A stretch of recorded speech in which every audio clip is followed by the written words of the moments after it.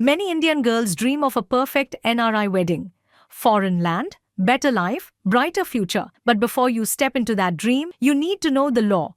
Because one missing document can change a life forever. In India, an NRI marriage is valid only when it's legally registered, usually under the Special Marriage Act 1954 or your personal religious laws. Registration isn't just paperwork, it's your proof of rights, maintenance, property, visa support, even custody. Without it, you're legally vulnerable. You may get surprised to know that every year, thousands of spouses, mostly women, are taken abroad with promises of love and then abandoned with no money, no documents, and no way home. Sometimes the husband disappears. Sometimes the in-laws take away the passport. Sometimes the marriage isn't even registered, leaving the victim with no legal standing in a foreign country. So before marrying an NRI, ask 3 crucial questions. First, where exactly do you live abroad?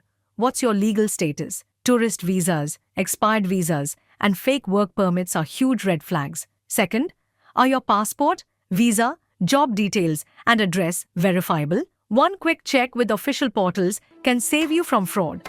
Lastly, will you register the marriage in India and abroad? A genuine partner never fears legal transparency. However, if something goes wrong, you're not alone. Don't panic.